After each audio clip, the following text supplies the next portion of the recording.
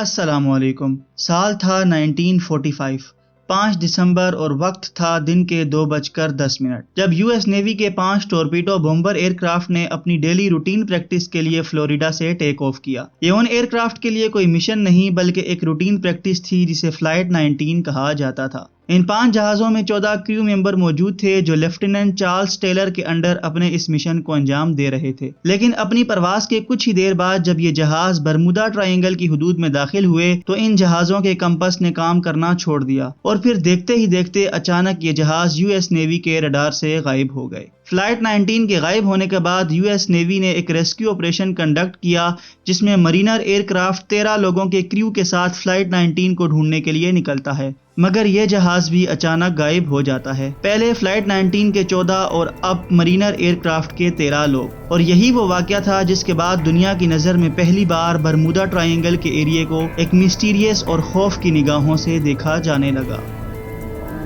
Known as the Devil's Triangle. A source of intrigue, legend, and fear. This is the Bermuda Triangle. Friends, ہم نے بچپن سے ہی Bermuda triangle کے بارے میں بہت سی قصے اور کہانیاں سن رکھے ہیں کہ سمندر میں ایک ایسا حصہ بھی موجود ہے کہ جس سے نہ کوئی شپ گزر سکتا ہے اور نہ ہی اس کے اوپر سے کوئی ایروپلین پرواز کر سکتا ہے۔ لیکن آخر اس حصے میں ہے کیا؟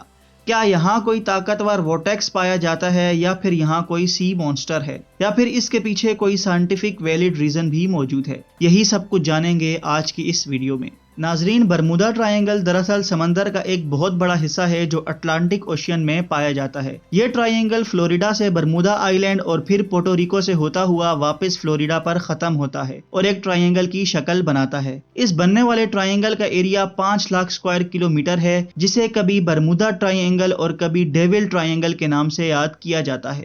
یہ ٹرائنگل اپنے مسٹیریس فینومینا کی وجہ سے پوری دنیا میں بدنام ہے، جہاں سے گزرتے وقت شپس اور ایروپلین کا کانٹیکٹ اپنی بیس اسٹیشن سے ٹوٹ جاتا ہے اور وہ اچانک ہی غائب ہو جاتے ہیں۔ ابھی تک شپس اور ایروپلین کی ایک بہت بڑی تعداد اس ٹرائنگل میں گم ہو چکی ہے، مگر آج تک ان میں سے چند کا ہی ملبہ ریسرچر کو سمندر کے باٹم سے ملا ہے، لیکن وہ بھی اس جگہ سے نہیں ملا جہاں وہ آخری بار رڈار پر شو ہوئے تھے، جبکہ دوسروں کا تو نہ ملبہ ملا اور نہ ہی ان کے اندر موجود لوگوں کا آج تک کسی کو کچھ پتہ چل سکا۔ لیکن اب یہ کہا جانے لگا ہے کہ سائنسدانوں کو اس کا اصل ریزن مل چکا ہے۔ ناظرین، ویسے تو برمودا ٹرائنگل کے قصے 500 سال سے بھی پرانے ہیں۔ کہا جاتا ہے کہ اس جگہ کے بارے میں پہلی بار کرسٹوفر کولمبس نے ذکر کیا تھا جب وہ 1492 میں نئی دنیا کی کھوج کے لیے نکلے تھے، تو ٹھیک اسی جگہ پر آ کر ان کے جہاز کا بھی کمپس کام کرنا چھوڑ گیا تھا، اور پھر اس کے بعد اس جگہ کو بہت سے نام دیے گئے: graveyard of the Atlantic, sea of doom, Sargasso graveyard. مگر برمودا ٹرائنگل کے لفظ کا استعمال پہلی بار ایک میگزین میں کیا گیا جس کا نام تھا ارگوسی۔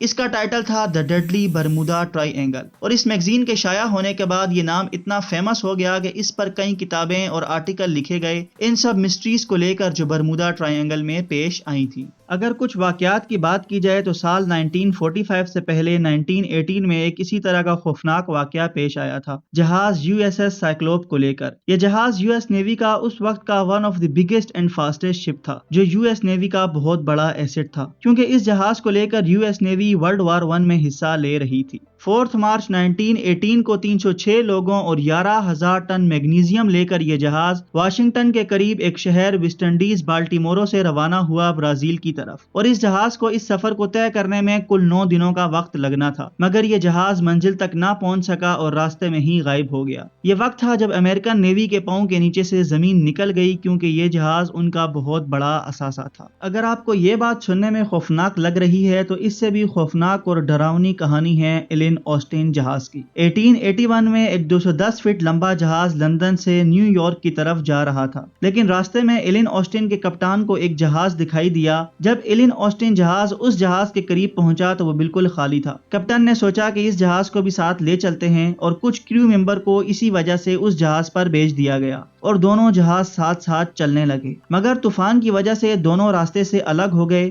طوفان تھم جانے کے بعد ایلن آسٹن کے کپتان نے جب وہ جہاز دوبارہ دیکھا تو وہ دوبارہ خالی ہو چکا تھا۔ کپتان نے پھر کچھ کریو ممبر کو بھیجا اور ساتھ چلنا شروع کر دیا، اور پھر اچانک طوفان آیا اور پھر سے دونوں الگ ہو گئے، اور طوفان تھمنے کے بعد جب دوبارہ دیکھا گیا تو وہ کریو ممبر بھی اس جہاز سے غائب ہو چکے تھے۔ یہ دیکھتے ہی ایلن آسٹن جہاز کے کپتان کافی ڈر گئے اور وہاں سے جان بچا کر بھاگ نکلے، اور واپس آنے پر جہاز کے اونر نے اس کہانی کو سنا تو اس ڈر سے اس نے یہ جہاز بیچ دیا۔ اس کے بعد اگر کچھ قریبی واقعات کی بات کی جائے تو سال 2015 میں الفارو نام کی ایک کارگو شپ فلوریڈا سے پورٹوریکو جا رہی تھی، جو 1 اکتوبر 2015 کو رڈار سے اچانک غائب ہو گئی۔ اس بات کے مد نظر یو ایس کوسٹ گارڈ اور ایئر فورس نے ایک سرچ آپریشن کنڈکٹ کیا اور 1 مہینے کی لگاتار محنت کے بعد الفارو شپ کو سطح سمندر سے 15,000 فٹ نیچے تلاش کر لیا۔ 23 فروری 2017 کو اسی طرح کا ایک اور واقعہ پیش آیا جب ٹرکش ایئر لائن فلائٹ TK-183 کیوبا کے شہر ہوانا میں لینڈ کرنا تھا، اور اسی وجہ سے اسے برمودا ٹرائنگل کے اوپر سے گزرنا پڑا، لیکن اچانک پائلٹ نے دیکھا کہ وہ پلین کا کنٹرول کھو رہا ہے، اور اسی وجہ سے اس نے کنٹرول ٹاور کو رپورٹ کیا کہ جہاز اب نارمل بیہیو کر رہا ہے، جس کے بعد پائلٹ نے ہوانا کے بجائے ڈیولسٹ ایئرپورٹ پر جہاز کو لینڈ کرا کر 440 پیسنجرز کی جان بچا لی۔ فرینڈز، اگر دیکھا جائے تو برمودا ٹرائنگل کی ہر نئی مسٹری کے بعد اس کے دل دہلا دینے والے واقعات ذہنوں میں دوبارہ تازہ ہو جاتے ہیں، مگر ہر بار کی طرح اس بار بھی سائنٹسٹ ریسرچ کرنے کے لیے جمع ہوئے اور کہا جاتا ہے کہ اب یہ مسٹری سولو ہو چکی ہے۔ برمودا ٹرائنگل کو لے کر کچھ ایکسپلینیشن دی گئی، جن میں سب سے پہلی یہ ہے کہ جو برمودا ٹرائنگل کا ایریا ہے وہ کافی شیلو ایریا ہے۔ اگر آپ اسے سیٹلائٹ کے نقشے سے دیکھیں تو آپ کو دکھے گا کہ جو بہاماس اور کیریبین آئیلینڈ کے پاس جگہ ہے وہ کافی ٹرکوئس لگ رہی ہے۔ کافی لمبے ایریے پر پھیلا یہ سمندر کا ایسا ایریا ہے جہاں پانی زیادہ گہرا نہیں ہے، اور اسی وجہ سے کہا جاتا ہے کہ جو جہاز پہلے وقتوں میں یہاں آتے تھے وہ اس شیلو واٹر کی وجہ سے سمندر میں ہی اٹک جاتے تھے۔ دوسری تھیوری یہ ہے کہ یہاں ہریکین کی تعداد دنیا میں 1 آف دی موسٹ ہے۔ اگر فگر آؤٹ کیا جائے تو چائنا اور USA کے بعد تیسرے نمبر پر ہریکین کیوبا میں آتے ہیں، اور کیوبا اسی ایریا میں ریلائے کرتا ہے، اور USA میں بھی سب سے زیادہ ہریکین فلوریڈا میں آتے ہیں، اور یہ بھی ایک ایکسپلینیشن ہے۔ اس کے بعد تیسری تھیوری کو دیکھا جائے تو کہا جاتا ہے کہ اس ایریا میں میتھین ہائیڈریٹ کے وولکینوز کافی زیادہ ہیں۔ آسٹریلیا میں ایک ریسرچ کی گئی تھی جس میں یہ بتایا گیا تھا کہ جب میتھین ببل زیادہ تعداد میں ہوتے ہیں تو پانی کی ڈینسٹی کم ہو جاتی ہے، اور اسی وجہ سے جہاز پانی میں ڈوبنے لگتا ہے، اور اس جگہ بھی میتھین کے کافی مڈ وولکینوز پائے جاتے ہیں۔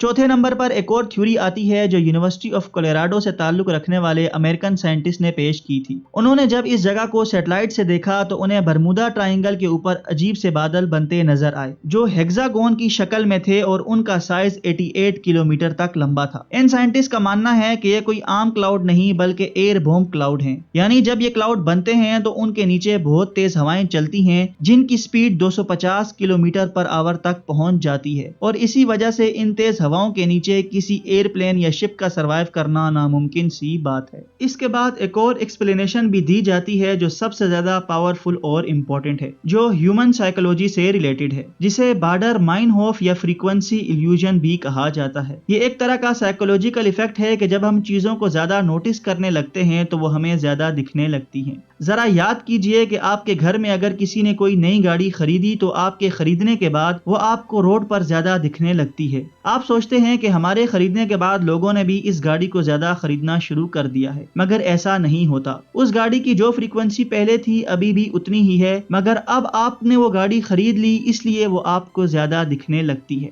اس تھیوری کو دیکھتے ہوئے کہا جاتا ہے کہ بے شک برمودا ٹرائنگل میں بڑے بڑے جہاز ڈوب چکے ہیں، مگر اگر اعداد و شمار دیکھے جائیں تو دنیا میں ایسی بھی جگہیں ہیں جہاں اس سے زیادہ جہاز ڈوب چکے ہیں، مگر وہاں تو کوئی برمودا ٹرائنگل نہیں تھا، مگر انسانوں نے صرف برمودا ٹرائنگل پر ہی نوٹس کیا اور اسے خود ہی ایک دہشت کی جگہ بنا لیا۔ اس کے علاوہ جب 2013 میں WWF نے ایک اسٹڈی کنڈکٹ کی جس میں most dangerous places of ocean کے بارے میں بتایا گیا تھا تو اس لسٹ میں برمودا ٹرائنگل کا نام تک نہیں آیا تھا۔ تو فرینڈز، یہ تھی ایک پوری کیس اسٹڈی برمودا ٹرائنگل کی مسٹری کو لے کر۔ ہم امید کرتے ہیں کہ آپ اس مسٹیریس پلیس کے بارے میں سب کچھ جان چکے ہوں گے اور آپ کو ویڈیو بھی ضرور پسند آئی ہوگی۔ ویڈیو پسند آئی تو ویڈیو کو لائک اور شیئر کریں۔ مزید اسی طرح کا انفارمیٹیو کنٹینٹ دیکھنے کے لیے ہمارے چینل کو بھی ضرور سے سبسکرائب کر لیں۔ ہم ملتے ہیں آپ کے ساتھ کسی اور انفارمیٹیو ویڈیو میں، تب تک رکھیے اپنا خیال۔ اللہ حافظ۔